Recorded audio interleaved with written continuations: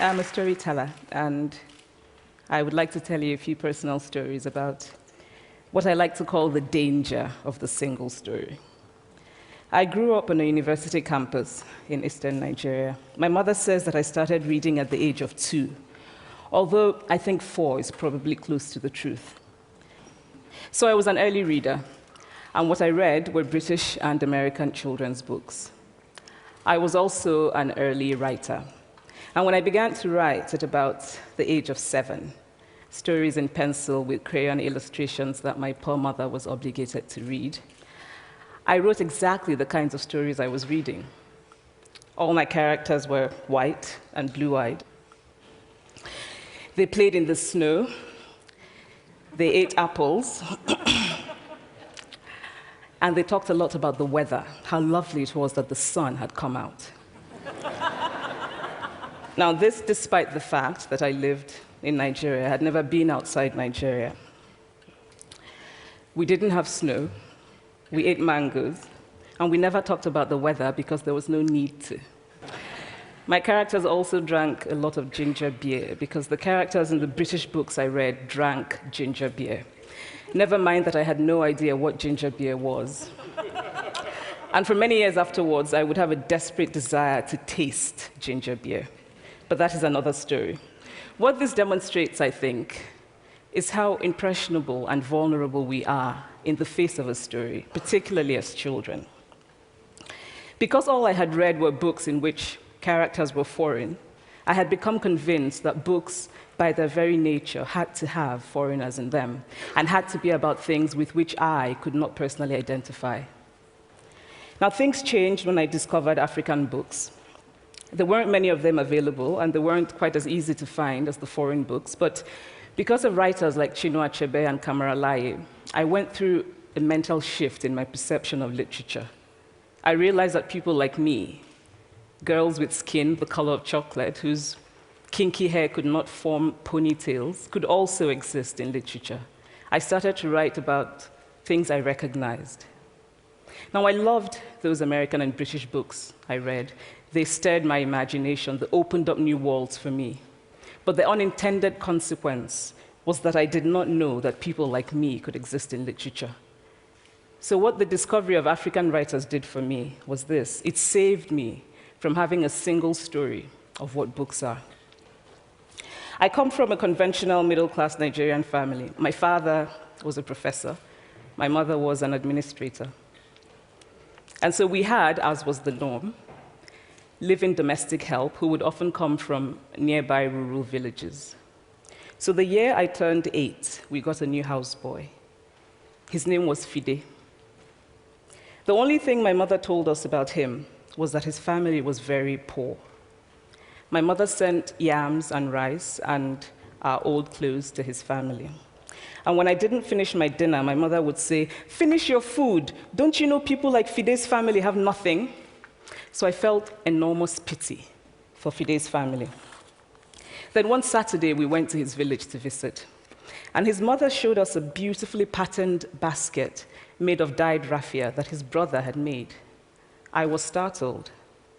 It had not occurred to me that anybody in his family could actually make something. All I had heard about them was how poor they were, so that it had become impossible for me to see them as anything else but poor. Their poverty was my single story of them.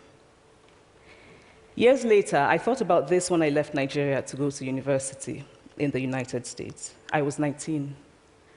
My American roommate was shocked by me. She asked where I had learned to speak English so well and was confused when I said that Nigeria happened to have English as its official language. She asked if she could listen to what she called my tribal music, and was consequently very disappointed when I produced my tape of Mariah Carey. She assumed that I did not know how to use a stove. What struck me was this. She had felt sorry for me even before she saw me. Her default position toward me, as an African, was a kind of patronizing, well-meaning pity. My roommate had a single story of Africa, a single story of catastrophe. In this single story, there was no possibility of Africans being similar to her in any way, no possibility of feelings more complex than pity, no possibility of a connection as human equals. I must say that before I went to the US, I didn't consciously identify as African. But in the US, whenever Africa came up, people turned to me, never mind that I knew nothing about places like Namibia. But I did come to embrace this new identity, and in many ways, I think of myself now as African, although I still get quite irritable when Africa is referred to as a country, the most recent example being my otherwise wonderful flight from Lagos 2 days ago, in which there was an announcement on the Virgin flight about their charity walk in India, Africa, and other countries. So after I had spent some years in the US as an African, I began to understand my roommate's response to me. If I had not grown up in Nigeria, and if all I knew about Africa were from popular images, I too would think that Africa was a place of beautiful landscapes, beautiful animals, and incomprehensible people fighting senseless wars, dying of poverty and AIDS, unable to speak for themselves, and waiting to be saved by a kind white foreigner. I would see Africans in the same way that I, as a child, had seen Fide's family. This single story of Africa ultimately comes, I think, from Western literature. Now, here's a quote from the writing of a London merchant called John Locke, who sailed to West Africa in 1561 and kept a fascinating account of his voyage. After referring to the black Africans as beasts who have no houses, he writes, "They are also people without heads, having their mouths and eyes in their breasts." Now, I've laughed every time I've read this, and one must admire the imagination of John Locke. But what is important about his writing is that it represents the beginning of a tradition of telling African stories in the West, a tradition of sub-Saharan Africa as a place of negatives, of difference, of darkness, of people who, in the words of the wonderful poet Rudyard Kipling, are half devil, half child. And so I began to realize that my American roommate must have, throughout her life, seen and heard different versions of this single story. As had a professor who once told me that my novel was not authentically African. Now, I was quite willing to contend that there were a number of things wrong with the novel, that it had failed in a number of places, but I had not quite imagined that it had failed at achieving something called African authenticity. In fact, I did not know what African authenticity was. The professor told me that my characters were too much like him, an educated and middle-class man. My characters drove cars. They were not starving. Therefore, they were not authentically African. But I must quickly add that I, too, am just as guilty on the question of the single story. A few years ago, I visited Mexico from the US. The political climate in the US at the time was tense, and there were debates going on about immigration. And, as often happens in America, immigration became synonymous with Mexicans. There were endless stories of Mexicans as people who were fleecing the healthcare system, sneaking across the border, being arrested at the border, that sort of thing. I remember walking around on my first day in Guadalajara, watching the people going to work, rolling up tortillas in the marketplace, smoking, laughing. I remember first feeling slight surprise, and then I was overwhelmed with shame. I realized that I had been so immersed in the media coverage of Mexicans that they had become one thing in my mind, the abject immigrant. I had bought into the single story of Mexicans, and I could not have been more ashamed of myself. So that is how to create a single story. Show a people as one thing, as only one thing, over and over again, and that is what they become. It is impossible to talk about the single story without talking about power. There is a word, an Igbo word, that I think about whenever I think about the power structures of the world, and it is nkali. It's a noun that loosely translates to be greater than another. Like our economic and political worlds, stories too are defined by the principle of nkali. How they are told, who tells them, when they are told, how many stories are told, are really dependent on power.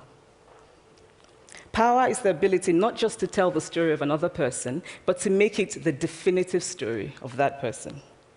The Palestinian poet Mourid Barghouti writes that if you want to dispossess a people, the simplest way to do it is to tell their story and to start with secondly.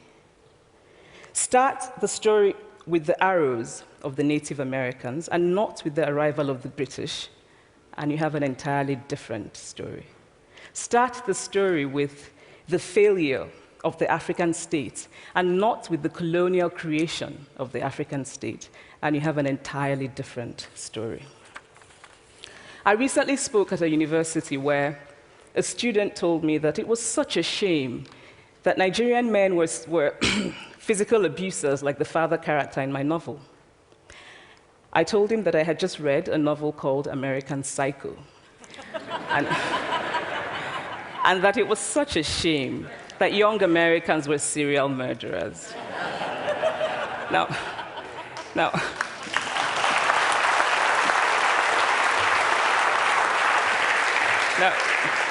obviously, I said this in a fit of mild irritation, but it would never have occurred to me to think that just because I had read a novel in which a character was a serial killer, that he was somehow representative of all Americans.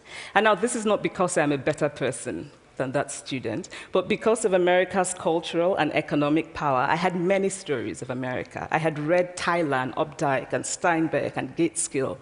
I did not have a single story of America. When I learned some years ago that writers were expected to have had really unhappy childhoods to be successful, I began to think about how I could invent horrible things my parents had done to me. But the truth is that I had a very happy childhood, full of laughter and love, in a very close-knit family. But I also had grandfathers who died in refugee camps. My cousin, Polly, died because he could not get adequate health care. One of my closest friends, Ukuloma, died in a plane crash because our fire trucks did not have water. I grew up under repressive military governments that devalued education so that sometimes my parents were not paid their salaries. And so as a child, I saw jam disappear from the breakfast table. Then margarine disappeared. Then bread became too expensive. Then milk became rationed. And most of all, a kind of normalized political fear invaded our lives. All of these stories make me who I am. But to insist on only these negative stories is to flatten my experience and to overlook the many other stories that formed me. The single story creates stereotypes, and the problem with stereotypes is not that they are untrue, but that they are incomplete. They make one story become the only story. Of course, Africa is a continent full of catastrophes, the immense ones, such as the horrific rapes in Congo, and depressing ones, such as the fact that 5,000 people apply for one job vacancy in Nigeria. But there are other stories that are not about catastrophe, and it is very important, it is just as important to talk about them. I've always felt that it is impossible to engage properly with a place or a person without engaging with all of the stories of that place and that person. The consequence of the single story is this: it robs people of dignity. It makes our recognition of our equal humanity difficult. It emphasizes how we are different rather than how we are similar. So what if before my Mexican trip, I had followed the immigration debate from both sides, the US and the Mexican? What if my mother had told us that Fide's family was poor and hardworking? What if we had an African television network that broadcast diverse African stories all over the world, what the Nigerian writer Chinua Achebe calls a balance of stories? What if my roommate knew about my Nigerian publisher, Mukhtar Bakare, a remarkable man who left his job in a bank to follow his dream and start a publishing house? Now, the conventional wisdom was that Nigerians don't read literature. He disagreed. He felt that people who could read would read if you made literature affordable and available to them. Shortly after he published my first novel, I went to a TV station in Lagos to do an interview. And a woman who worked there as a messenger came up to me and said, "I really liked your novel. I didn't like the ending. Now you must write a sequel, and this is what will happen." And she went on to tell me what to write in the sequel. Now, I was not only charmed, I was very moved. Here was a woman, part of the ordinary masses of Nigerians who were not supposed to be readers. She had not only read the book, but she had taken ownership of it and felt justified in telling me what to write in the sequel. Now, what if my roommate knew about my friend, Fumi Yonda, a fearless woman who hosts a TV show in Lagos and is determined to tell the stories that we prefer to forget? What if my roommate knew about the heart procedure that was performed in the Lagos hospital last week?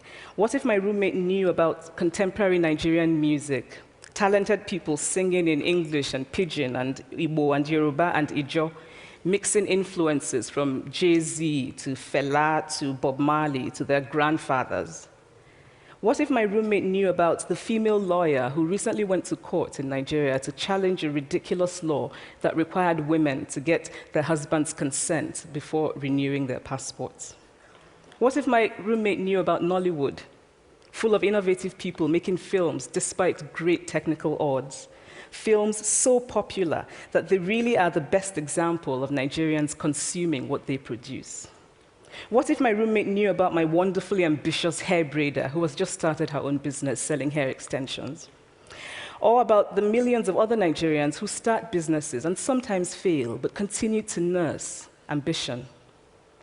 Every time I am home, I am confronted with the usual sources of irritation for most Nigerians: our failed infrastructure, our failed government, but also by the incredible resilience of people who thrive despite the government rather than because of it.